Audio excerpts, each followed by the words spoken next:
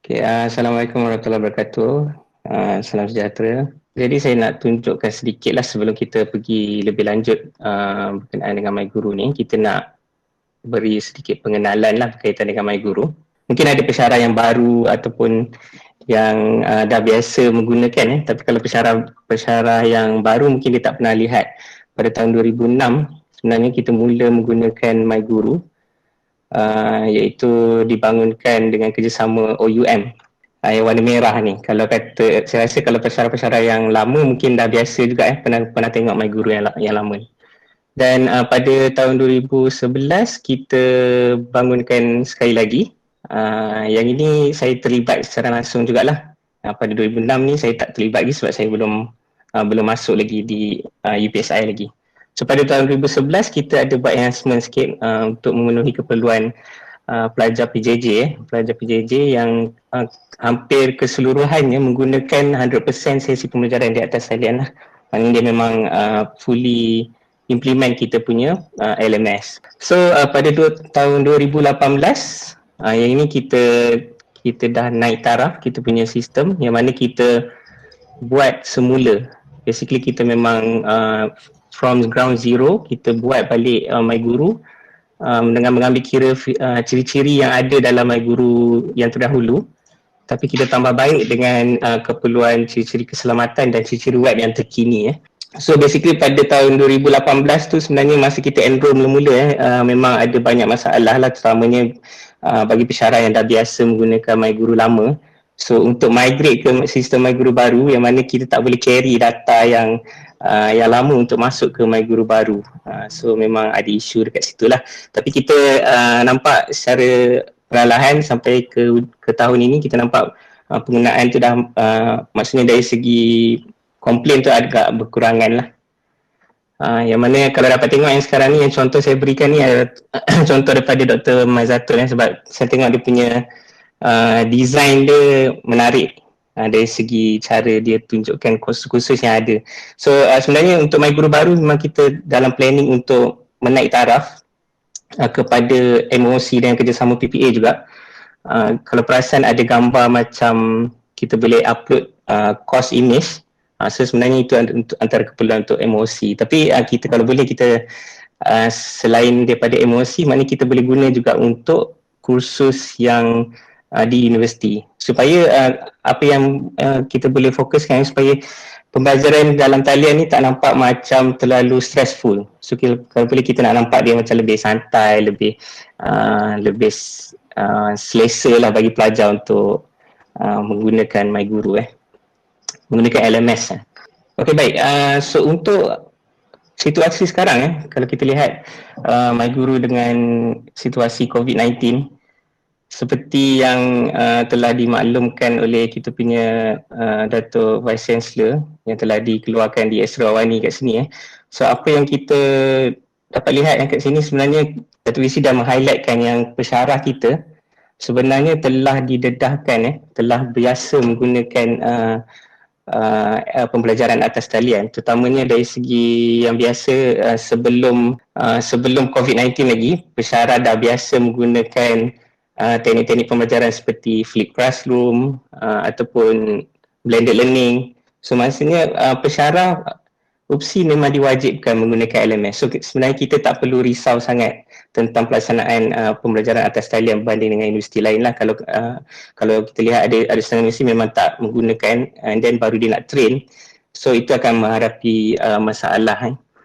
So kalau boleh untuk sesi kali ini memang saya bukan nak go through everything dan mana modul yang lebih ditekankan untuk penggunaannya semasa COVID-19 ni. Dan saya percaya COVID-19 juga benda ni takkan berkurangan dalam masa yang terdekat. Dan kalau kita lihat nanti mungkin sesi pembelajaran akan dimulakan pada Jun dan mungkin dia akan dijalankan secara sepenuhnya secara online dan kita pun tak tahu sampai bila benda ni akan berakhir. So kalau boleh kita nak pensyarah kita memang sentiasa bersedia untuk situasi ni. Ini adalah modul-modul yang ada dalam MyGuru. So antaranya yang biasa pensyarah pakai adalah announcement, learning material, assignment. Ini antara yang popular yang digunakan di MyGuru, yang mana sebab kita memang diwajibkan untuk memasukkan learning material untuk memastikan kita punya kursus mencapai tahap blended. Dan juga assignment utamanya memang sentiasa diguna pakai oleh pensyarah. Tapi untuk hari ini saya akan highlight lebih kepada 3 perkara, iaitu yang pertama adalah online assessment. Yang ini sebab kita lihat, nanti saya tunjukkan dalam bentuk statistik, penggunaan untuk online assessment ni masih lagi agak berkurangan. Mungkin disebabkan oleh sebelum ni kita banyak buat test secara fizikal. So pensyarah tak ada masalah untuk bagi test kepada pelajar secara fizikal. Tapi bila dah berlaku macam situasi sekarang, secara fizikal tu dah kita tak boleh nak buat lagi. So kita terpaksa menggunakan online assessment. Jadi mungkin disebabkan itu pada masa sebelum ni dia tak nampak kritikal sangat, tapi pada masa sekarang online assessment ni dah lebih kritikal. Okey, satu lagi yang kita akan highlight adalah web conferencing. Web conferencing ni adalah modul yang paling baru dalam MyGuru. Yang ini kita buat selepas actually kita dengar seminar daripada Dr. Suazlan juga. Dia ada terangkanlah ada ciri web meet dan juga team. So dekat situ kita tengok macam dari segi actually memang bagus, memang saya takkan explain lah tentang penggunaan cara nak menggunakan web meet dan sebagainya. Memang saya takkan explain dalam presentation saya hari ini. Saya cuma nak explain yang modul baru ni kita buat supaya kita nak mudahkan para pensyarah untuk merekodkan kehadiran pelajar. Kalau kita tengok dalam seminar yang sebelum ni, pensyarah terpaksa install beberapa third party punya extension dalam browser. So basically saya takut itu terlalu teknikal untuk setengah pensyarah lah. So kita try untuk bantu pensyarah supaya benda ni nampak lebih simple dan lebih mudah untuk para pensyarah nak handle. Dan yang last terakhir, sebenarnya ini di-request oleh PPA sebab kata ada permintaan untuk explain mengenai forum. So kita akan go through sedikit lah berkaitan dengan forum. Cuma dari segi penekanan sebenarnya saya lebih kepada web conferencing dan juga online assessment. So untuk online assessment, ini adalah perkara yang kita akan tunjukkan sebentar lagi. Antaranya adalah statistik. Kita akan tunjukkan contoh kaedah penggunaan yang baik. Okey, dan juga kita akan sediakan penerangan berkaitan dengan pelaksanaan. Yang ini mungkin kita akan bagi demo. So mungkin sesi ini akan lebih teknikal sedikit. Dan seterusnya kita akan tengok macam mana masalah-masalah yang dihadapi oleh pelajar. Ini antara masalah-masalah yang kerap dihadapi lah sebelum ini. Dan juga sesi hands-on demo. Okey. Okey, baik. Kita tengok untuk penggunaan data online assessment E192. Yang ini sebenarnya saya try check daripada keseluruhan penggunaan. Sebenarnya lagi banyak sebenarnya penggunaan sebab saya tengok ada pensyarah yang pernah gunakan pada semester yang lepas pun E181. Cuma saya tak keluarkan dekat sini lah sebab kita nak tengok data yang terkini dan kita nak tengok macam mana penggunaan di kalangan pensyarah. Kalau data A181 telah dimasukkan dalam archive, so kita tak boleh nak tengok macam mana pensyarah punya cara lah untuk paparan tu. So daripada sini kita tengok pada data penggunaan A192 ni ada 18 orang pensyarah telah menggunakan online assessment. Yang mana saya percaya ada ramai pada sem lepas, tapi sem ni mungkin masih baru, mungkin tak ramai yang gunakan. And then daripada 18 ni saya tengok ada 13 orang yang sesuai untuk kita jadikan contoh. So 5 orang tu bukan maksudnya tak boleh jadi contoh, cuma yang 5 orang tu macam cuma testing saja. Dia tak menggunakan online assessment dengan sebenar-benarnya. Okey, baik. Antara yang ini senarai sini memang yang menggunakan yang sebenarnya. Mungkin kalau kata pensyarah lain kenal dengan pensyarah yang ada dalam list ni, boleh rujuk mereka ataupun boleh tanya dengan mereka lah macam mana mereka menggunakan online assessment untuk buat ujian, test dan sebagainya. So saya percaya benda ni kalau kata kita dah cuba baru kita boleh tahulah macam mana penggunaan dia sebenarnya. So data ni saya based on 19 Mei jam pukul 4 petang. So kalau ada yang dah update sebelum ni mungkin saya tak nampak lah dekat sini. Untuk kaedah penggunaan yang baik di kalangan pensyarah. So ini adalah berdasarkan daripada statistik tadi. Maksudnya daripada 13 pensyarah tadi saya tengok macam mana kaedah penggunaannya dan saya kongsikan dekat sini lah. Okey, antara contoh saya boleh katakan contoh Dr. Ila Kumaran daripada FBK. So apa yang Dr. Ila Kumaran buat dia cuma gunakan kuis ni dalam bentuk yang lebih simple, lebih santai. Yang mana soalan yang diberikan tak terlalu banyak. Contoh dalam kalau kita tengok kat sini cuma dalam 5 soalan sahaja. Okey, dan kuis ni juga dibuat kena selesaikan dalam masa 1 hari. Dan sebenarnya yang ini yang kita nak para pensyarah untuk buat pada masa sekarang lah, maksudnya untuk sebelum kita pergi kepada online assessment yang lebih besar. So kita why not kita cuba untuk buat kuis yang lebih simple dahulu. At least kita dapat tahu macam mana kuis tu dibuat and then macam mana pelajar menjawab, dan juga kita boleh tengok macam mana markah tadi dipaparkan dalam kita punya result nanti. So ini adalah antara first cadangan. So kita basically dia adalah ujian pemahaman ringkas. So mungkin boleh buat selepas penghujung kelas, yang mana kita boleh terus dapat tahu result dia terus. Selepas habis kelas kita bagi dia orang buat kuis santai ni and then dia boleh terus dapat result terus. Baik, satu lagi kaedah yang kita tengok contoh daripada Dr. Nurul Huda daripada FSMT. Yang ini dia gunakan dalam bentuk kuis yang betul lah. Maksudnya dia ada soalan yang lebih banyak daripada kuis yang santai tadi. Tapi yang ini dia setkan masa untuk menjawab adalah lebih panjang. Maksudnya daripada hari 14 hari bulan hingga 16 hari bulan. So dia ada durasi masa untuk pelajar menjawab kuis tadi. Dia bukan macam dia perlu jawab pada hari ini untuk selesaikan semua kuis.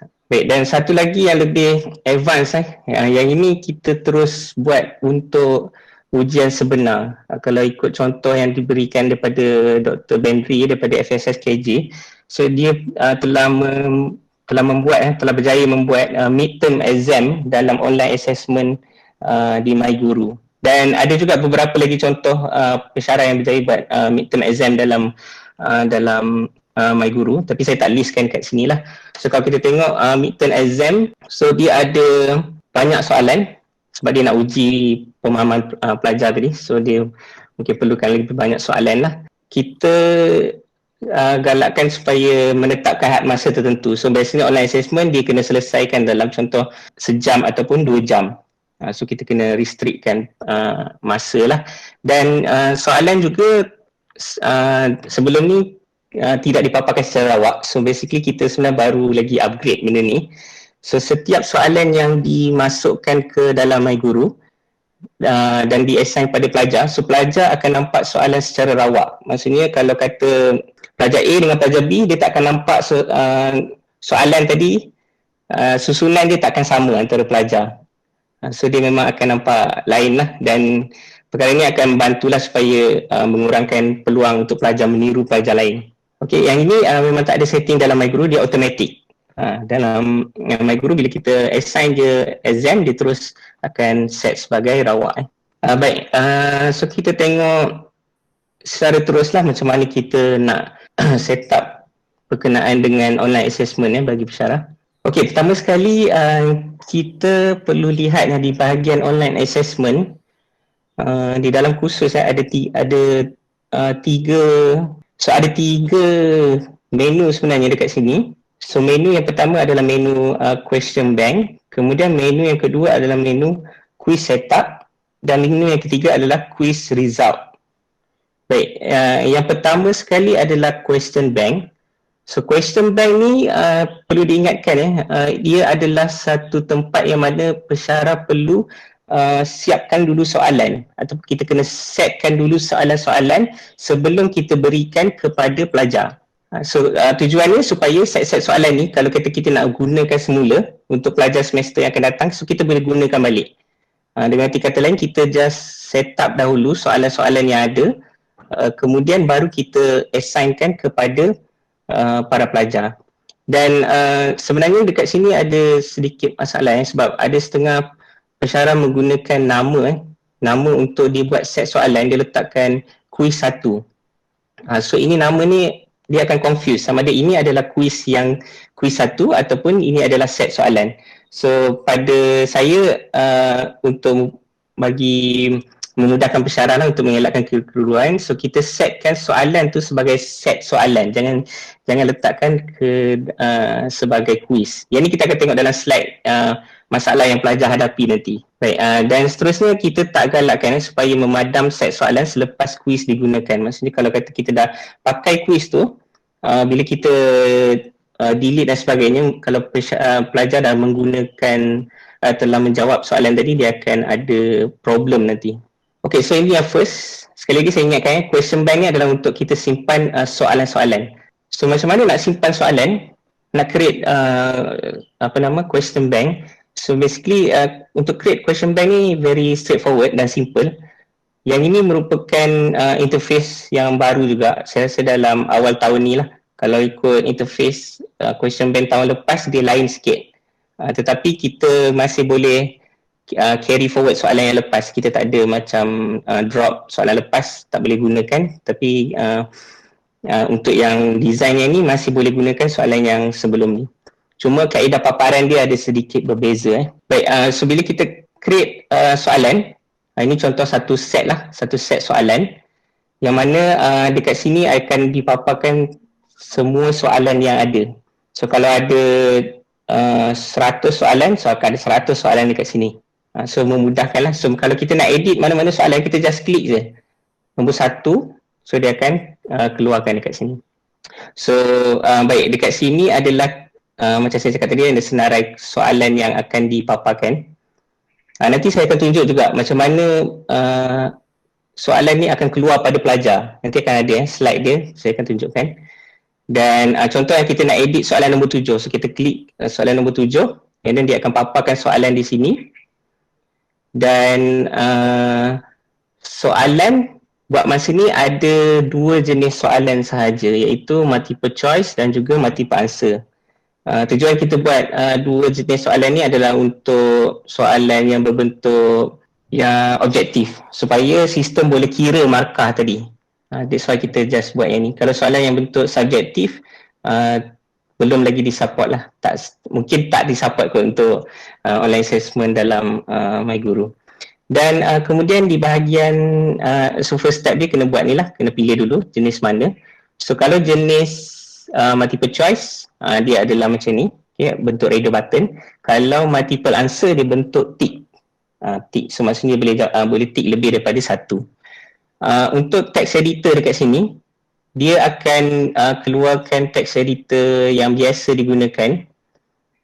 Cuma ada isu sedikit berkaitan dengan gambar. So gambar kita tak benarkan upload ke dalam sistem.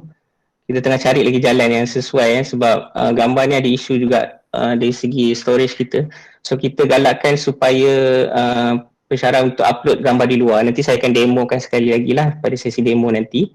Dan juga ada pertanyaan berkaitan dengan formula matematik. Macam mana nak masukkan formula matematik di dalam soalan. Nanti saya akan demo juga kaedah untuk masukkan formula matematik.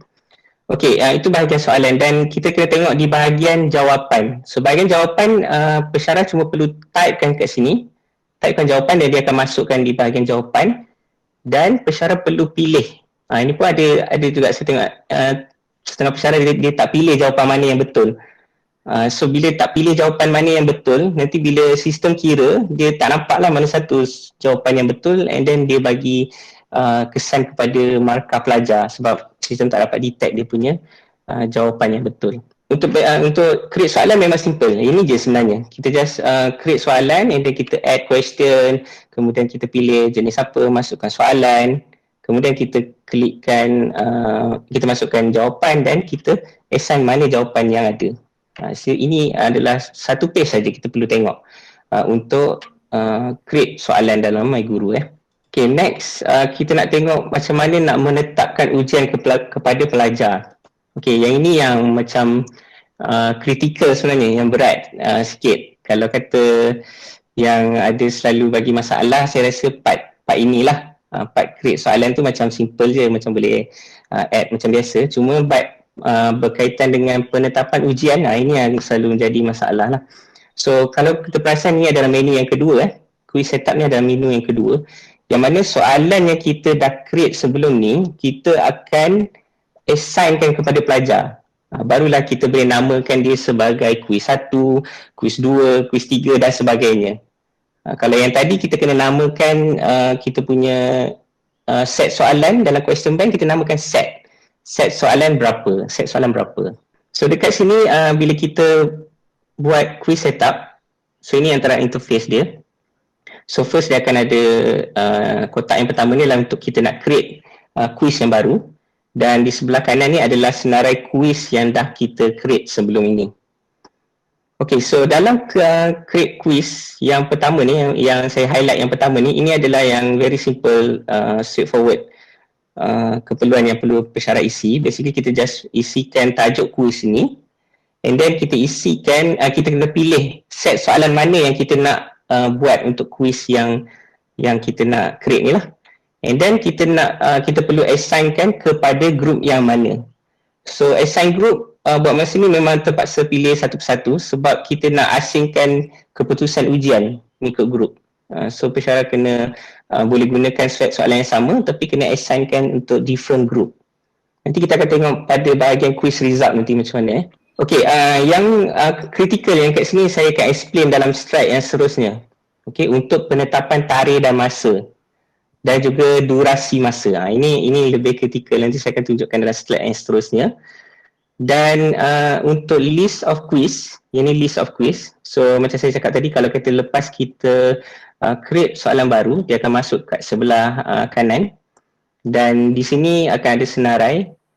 Dan kita boleh delete, tapi yang ini kalau kita delete, dia akan hilanglah daripada pelajar punya result, pelajar pun tak boleh jawab dan sebagainya, memang tak boleh tengok lah quiz berkenaan. So edit dekat sini penting juga So edit dekat sini penting, yang mana nanti saya akan terangkan di slide yang seterusnya, yang mana edit digunakan untuk kita extend masa. Okay, kita nak extend masa pelajar untuk menjawab quiz. Yang ini kita terpaksa edit di dalam quiz setup ni. So maksudnya dalam quiz-quiz yang kita dah buat, contoh kita nak extend untuk quiz 1 ni, kita nak extend, mungkin ada pelajar yang tak sempat menjawab dan sebagainya, so kita nak extend tarikh. So kita kena edit dekat sini. Nanti saya akan tunjukkan dalam slide yang berkaitan dengan untuk extend kita punya quiz. Baik, kita tengok seterusnya untuk detail ni. So kalau kata pesara masukkan ni contoh quiz 1, set soalan 1, assign kepada group A. Kemudian dia dekat sini, dia kena setting. Okay, so ada dua bentuk setting. Sebenarnya kalau kita tengok daripada bentuk setting yang pertama dan bentuk setting yang kedua, perbezaan dia cuma dekat bahagian sini saja. Time duration off, time duration on. So dekat skrin pelajar, kalau kita offkan time duration, so apa yang kita dapat lihat dekat sini, dia tak ada countdown tarikh. Countdown masa dekat bahagian pelajar. Kalau kita setkan time duration, kita onkan time duration, bermaksud dekat bahagian pelajar nanti dia akan nampak countdown tarikh dia. Berapa lagi masa yang dia boleh tinggal untuk dia jawab soalan. So yang ini sebenarnya lebih sesuai untuk macam kita buat exam ke atau midterm ke, yang mana kita perlu strictkan pelajar untuk jawab dalam masa yang diperuntukkan. Okey, kalau yang ini dia tak ada masa yang diperuntukkan. Yang ini cuma kita setkan tarikh untuk ujian ini dipaparkan. Baik, nanti saya akan tunjukkan detail dia. Ini cuma saya tunjukkan perbezaan dia lah. So kita perlu ingat yang itu je lah sebenarnya. Ada time duration dengan tiada time duration. Dua tu saja. Okey, untuk kaedah yang pertama. Okey, bagi kaedah yang pertama, yang ini bila kita off time duration. So off time duration yang ini lebih simple untuk sesuai untuk buat macam kuis yang kita boleh bagi masa pada pelajar. So pelajar boleh bebas lah dia nak jawab masa bila-bila yang dia free. So terutamanya masa sekarang ni mungkin kita tak boleh nak kita tak boleh nak nilai seorang pelajar secara terus dalam kelas, tapi kita boleh nilai melalui kaedah satu ni, yang mana kita boleh bagi kuis untuk diselesaikan dalam 2-3 hari sebagai contoh. So dekat sini ini contoh kalau pensyarah setting. So dia setkan this quiz will be available pada 20 Mei. Okey, pukul jam 12. Okey, 12 pagi. And then 12 pagi. Pukul 12 lah, betul lah, pukul 12. Dan quiz ni akan tamat pada 21 jam pukul 11.59 malam. Dan kita tengok sini adalah off. So ini ada perangan dia. Maksudnya ujian ini hanya boleh diakses pada 20 Mei jam 12.30 malam. So dia boleh tengok ujian ni pada 12.30 malam sahaja. So sebelum 20 Mei dia tak boleh tengok. Dia tak boleh akses pun ujian ni. Dan kita setkan tidak dapat diakses selepas 21 Mei jam 11.59 malam. Okey, kalau kita tengok ini, kita dah nampak ujian ni boleh dibuat dalam masa 48 jam. Untuk lebih spesifik. Sebab kita kena tetapkan masa dekat sini, so dia akan jadi lebih spesifik. Kalau kita tak tetapkan masa, dia akan lagi loose lah. Kita tak tahu dia sampai pukul berapa dia boleh akses. So kat sini juga saya mention maksudnya pelajar bebas, tak ada had masa yang ditetapkan. So bila kita set macam ni, so apa yang pelajar akan nampak seperti inilah, seperti yang saya tunjuk pada slide yang sebelum ni. So pelajar tidak akan nampak sebarang time duration dekat sini. Dan kita boleh tengok situasi-situasi yang mungkin pelajar akan hadapi semasa menjawab ujian nanti. So kalau ini situasi dia. So kalau setting yang kita buat tadi seperti ini. So situasi dia jika pelajar diakses soalan pada 20 Mei 2020 pada jam pukul 8 pagi. So kalau kita tengok sini jam 8 pagi dan kita compare dengan kita punya setting ni, so memang valid lah. Memang dia boleh masuk ke dalam ujian kita dan dia boleh keluar masuk. Maksudnya kalau kata dia rasa tengah buat quiz tu tiba-tiba dia nak rehat sekejap ke apa ke, dia boleh keluar.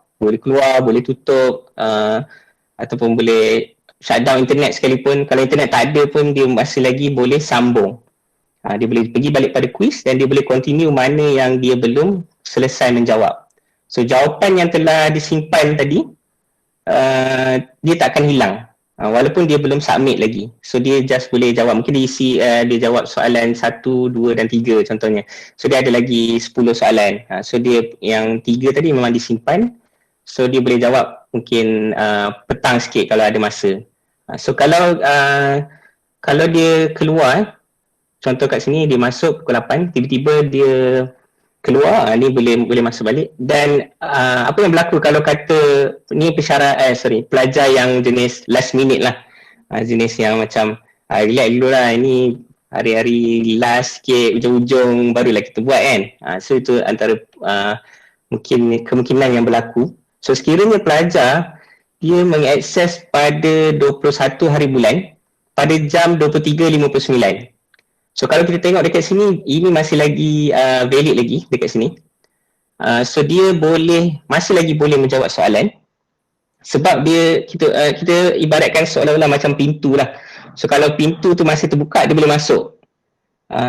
Tapi kalau pukul 12, pintu dah tutup. Tapi dia masih ada dekat dalam. So maksudnya kalau dia dah sempat masuk, so dia boleh jawab soalan tu.